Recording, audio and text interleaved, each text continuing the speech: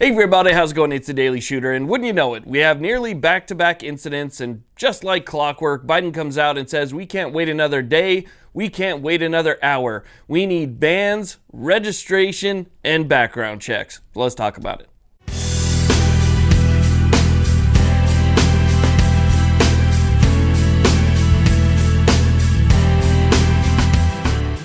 Now, we all know that during situations like this, the powers that be will jump all over it as fast as possible.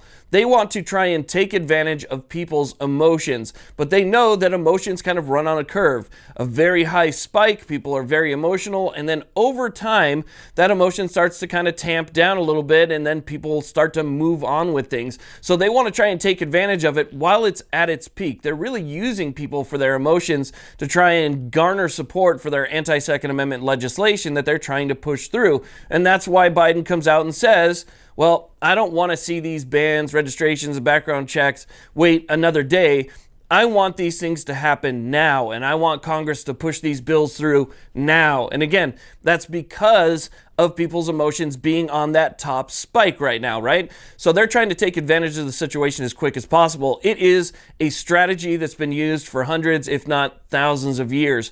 There are more people out there that will give up their liberties and their freedoms willingly if they feel like their security or safety is at risk. If you can get people to believe that a little bit of their security and a little bit of their safety is at risk, so giving up just a little bit of your freedom and a little bit of your liberty in order to achieve safety, then there's going to be people out there that are going to be willing to do it. They feel like the government has their best interests and the government's looking out for them, and it's all about safety and happiness and, kumbaya. When in reality, what they're doing and what these bills would be doing and what all of this legislation would be doing would be, well, making life easier for the bad guy while making life harder on the law-abiding citizen. So here's what we can expect over the next couple of weeks. We expect to see the higher-ups push for these bills to go through. The legislation that's currently in Congress is expected to be pushed. It's expected to be forced through so that it can make its way up to Biden's desk. You're going to hear it from Pelosi. You're going to hear it from Biden. You're going to hear it from Harris. You're going to hear it from all the standard people that you're used to hearing it from. You're going to hear speeches on the news about how this is for public safety and we don't want to ever see this again.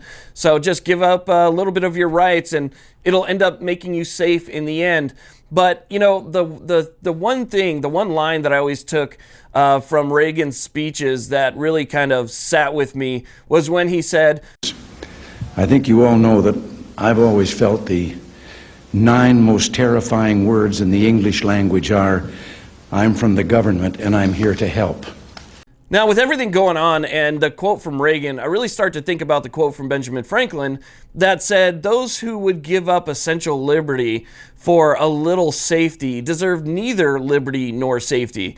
There's never been a time where that quote makes more sense than right now when we have such government overreach. So we need to make sure that we stand up for our liberty, even in the face of our own safety. And we need to call, we need to write, we need to do what we can. We need to support the groups that support us, like the Firearms Policy Coalition. We need to make sure that we have a voice and we don't let that voice get, just basically go silent.